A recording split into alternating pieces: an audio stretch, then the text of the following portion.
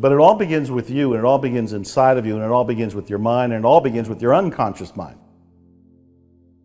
For most people, they're going to see lack and limitation, partly because it's already been programmed in them, partly because they're paying attention to the mainstream media. And I tell people a big tip: turn off the mainstream media. And why do you say that? Because it is programming you. It's called programming you for a reason.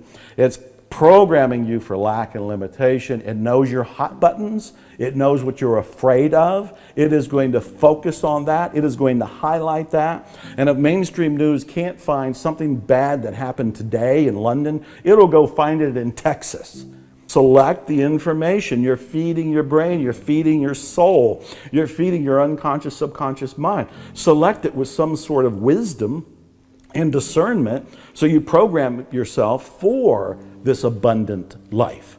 So they both exist. You have to have the awareness that when you were growing up, and I don't mean you in particular, your parents probably did not have an abundant attitude. I tell people your parents probably were not enlightened. They were probably not Mr. and Mrs. Buddha. You know, they probably had their own hang-ups, their own programming, their own lack, their own limitation. They downloaded it to you.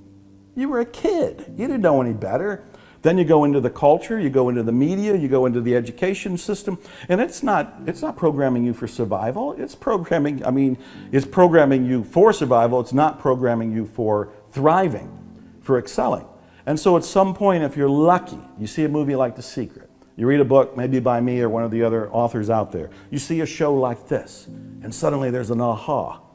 Suddenly you awaken and you go, oh, maybe life can be different. Maybe I don't have to see lack everywhere. Maybe I can see abundance.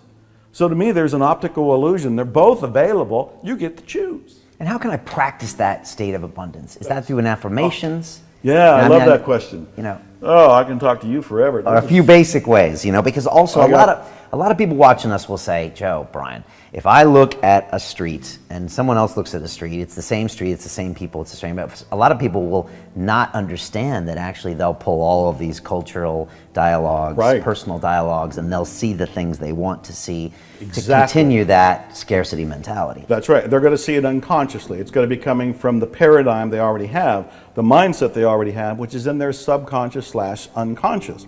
So when they look, they're looking consciously, not realizing what they're seeing is being filtered by the unconscious. So when you change that bottom line programming, what's underneath the software, you're going to see something different. So here's the best technique. It's a technique that comes from 1900, from the book Pollyanna. It's called Play the Glad Game. And the glad game is you look for something good. Just start looking for something good. The rule of thumb is there is something good in everybody and in every situation.